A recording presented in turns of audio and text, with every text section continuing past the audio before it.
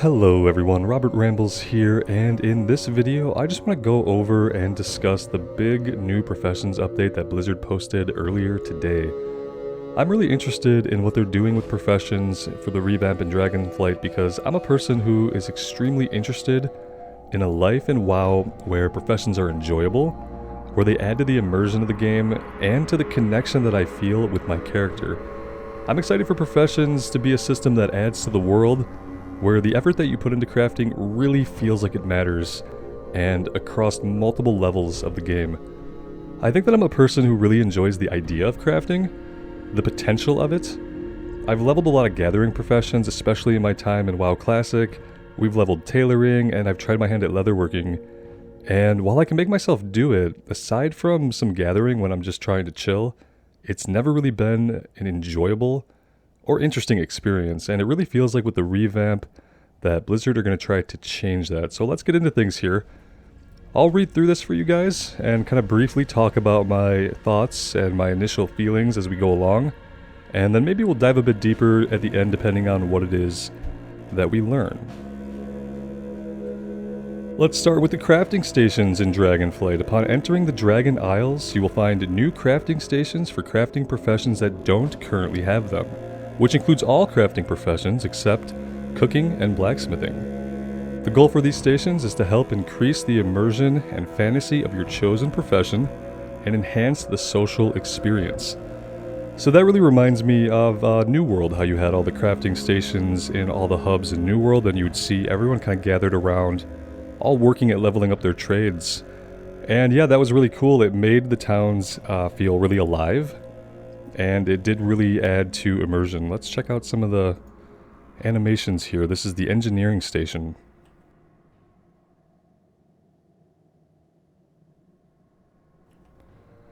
The enchanting station.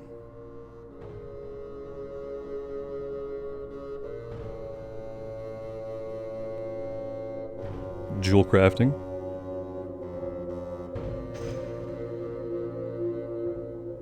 Pretty cool. Here we go. With these goals in mind, much like for blacksmithing, most new Dragon Isles crafting recipes will require you to be at these new crafting stations. You will find many of them scattered throughout the regions of Dragon Isles for your convenience during leveling. Once you reach the main city of Eldraken, you will find a large professions hub which includes all the crafting stations as well as vendors and trainers. The Artisan's Consortium also has crafting order representatives located in the city, and has even convinced some auction house representatives to set up shop in the area as well. You should find this professions hub to be vibrant with the commerce of buying, selling, and crafting. Yeah, that's really interesting. They are kind of doing like exactly what New World did, just kind of putting these up probably in like the leveling hubs. So whenever you're at like a major leveling hub, you'll probably find all of your stations scattered about. And then obviously, like in the main city, there will probably be an entire section or quarter of the city devoted to professions, which is really, really cool. Again, that to me, that adds to the immersion of professions, and just kind of adds to the immersion of being in an MMO, where people are doing stuff in the economy and actually like doing things in the world besides instance content, right? Let's see. Finally, recognizing that many alchemists may wish to craft fresh potions and other concoctions on the spot for their allies. Really good consideration when you're like in a dungeon or a raid. The engineers of Dragon Isles have invented remote crafting tables for alchemists to use. Don't worry, they very rarely explode. Oh, that's neat. That's a little remote. Oh, cool. Right on. Reagent bags and updated stack sizes. With the introduction of quality to crafting and gathering, there will be some additional pressure on bag space due to items of different crafting qualities not stacking. To offset this increase in bag space, we are making several inventory updates regarding professions. First, we are excited to introduce a brand new type of bag, the Reagent Bag.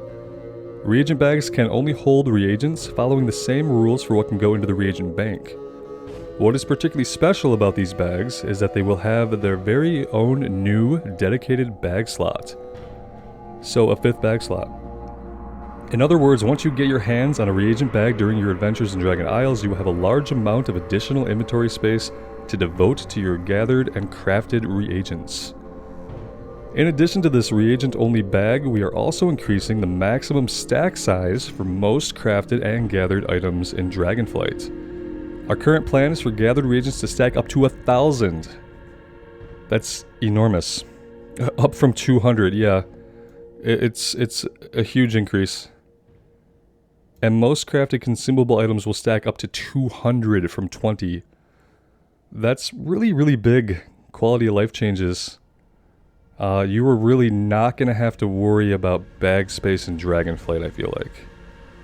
Even if you're really into gathering, like, things stacking up to 1,000, I mean, that's enormous.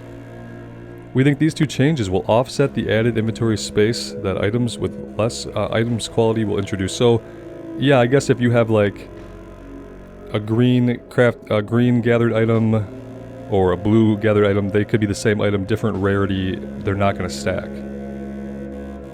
So yeah, you're going to want to have the extra space, but you're going to have a huge amount of space. Prospecting and milling updates. As part of the Profession Revamp, we are streamlining how prospecting and milling work. With this update, you will soon find new milling and prospecting recipes in each expansion-specific version of inscription and jewel crafting that you know. For example, you would find a recipe for Shadowlands prospecting if you were to look at Shadowlands jewel crafting recipes. These recipes will allow you to select which herb/ore you wish to mill or prospect from that expansion, then select Create or Create All to consume as many or as few of them as you want with a single click. Having the Create or Create All for anything really is huge. That's something I really, really enjoyed about New World, is that you can just create all, you can create a certain number. You can create 100 and not have to watch the bar fill 100 times. So just that alone, I don't prospect or mill, so the changes from the current system I'm not too familiar with, but just the ability to do the Create All button I think is huge. You will find that the basic version of milling and prospecting, where you directly target a stack of reagents, is gone, replaced by this much more convenient means of milling and prospecting. Oh, here we go. I've been interested in this, Profession Equipment. As part of our update to Professions, we are expanding the concept of Profession Equipment beyond fishing rods and inventory items like blacksmithing hammers. In the new system, most professions have 3 slots for equipment, 1 tool slot and 2 accessory slots. These slots provide a dedicated place to put your profession equipment. You will no longer need to keep a hammer in your inventory if you are a blacksmith, or switch your weapon with a fishing rod when you want to fish. These items will already be equipped. So you'll basically have a loadout, like that you just have equipped to your character for your professions. Which is great. How many times have you gone back into combat and realized that you are wielding a fishing rod? New profession equipment in Dragon Isles will often provide profession bonuses, usually in the form of new crafting and gathering stats. In addition to the bonuses it provides, most pieces of equipment can show on your character, letting you look the part of your profession. That for me is really huge. I like the idea of when you're out mining, you look like a miner. If you are out herbing, maybe you have like a farmer look, typical straw hat or something, some overalls, who knows, sky's the limit. But yeah, that's really, really cool. When you perform a profession-related action, your character will visually swap into his profession equipment and then switch back again upon entering combat. So you kind of hang out in it, and then getting into combat is what's going to swap you back. That's neat. I was wondering how they were going to handle that. So yeah, anytime you would go to gather, go to craft, you would just pop into your crafting gear and then pop out once you get into combat with something. I'm assuming they're going to add like more looks over time, like different items and different gear that you can equip with different quality. This is probably just like base, like the first set that you'd get in 2 different qualities. For the time being, Transmog will not be supported with profession equipment, keeping the visuals displayed directly connected with what you have equipped. We recognize that as more types of equipment are discovered over time, there we go, yep, there will be more over time, there will almost certainly be a desire for transmog support with this equipment as well. Recrafting and Artisan's Metal. Recrafting allows you to take Dragon Isle's crafted gear and take another shot at crafting it. It requires the original item, a subset of the original tradable reagents that went into it, plus in Dragon Isles crafting a special profession-earned reagent known as Artisan's Metal. Okay, what is this? An invaluable reagent with myriad uses, including for recrafting Dragon Isles crafted equipment. So they said we're getting this from it's a profession-earned reagent. Which is good that you don't need to like go into a raid to get it, right? Or do a mythic run, because if you're just trying to be a crafter, you'd want to be able to get this from, you know, doing your thing. Recrafting allows you to add, remove, or change the optional reagents in the gear. Any optional reagents that are replaced or removed will be destroyed in the process. It allows you to raise the quality of the gear further if you can craft it at a higher skill level than when it was originally made. This is always a risk-free operation, as you can never make the item worse when recrafting, even if you craft it with lower skill. That isn't to say the quality cannot go down, since changing out optional reagents can result in a higher recipe difficulty, but if you were to remove the more difficult optional reagent, the quality would always maintain at least the quality it was before. So this is a chance to, like, if you have higher level reagents, you could pop them in. It would destroy the ones that you had in previously, and then it could recraft the item with better stats, higher item level, and things like that is how I'm kind of reading it. So maybe like as you might make an item as a blacksmith, but then as your blacksmith level increases and you have access to better reagents, you could take an item that you made for yourself, or maybe somebody else, and you could then recraft it. It could be a better item, and you wouldn't have to start with like the base item.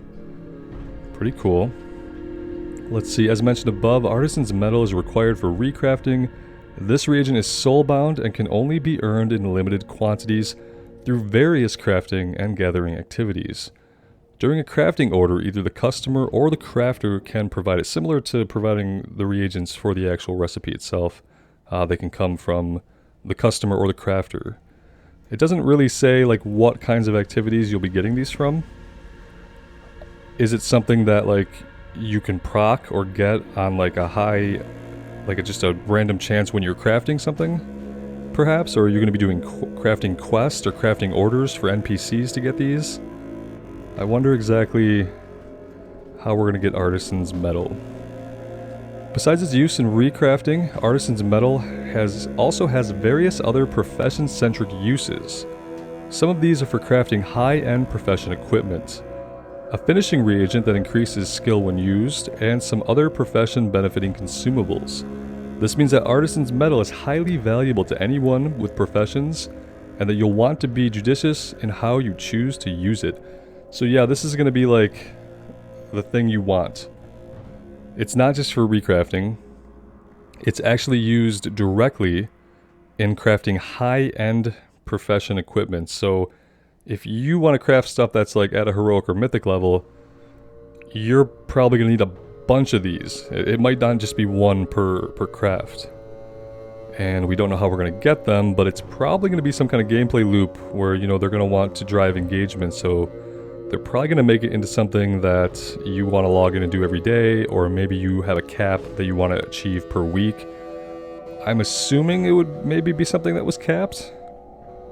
But yeah, they're gonna have some kind of gameplay loop to get crafters to get on every day and do their thing in order to get this. And if the things that we're doing are fun, then that's great. It would be fine. Let's see. That's it. We hope you've enjoyed learning more about professions and crafting in Dragon Isles. We look forward to hearing your thoughts. Please note, as with anything in development, this is all still a work in progress. Some aspects may change as development progresses. Thank you, and we'll see you in Azeroth.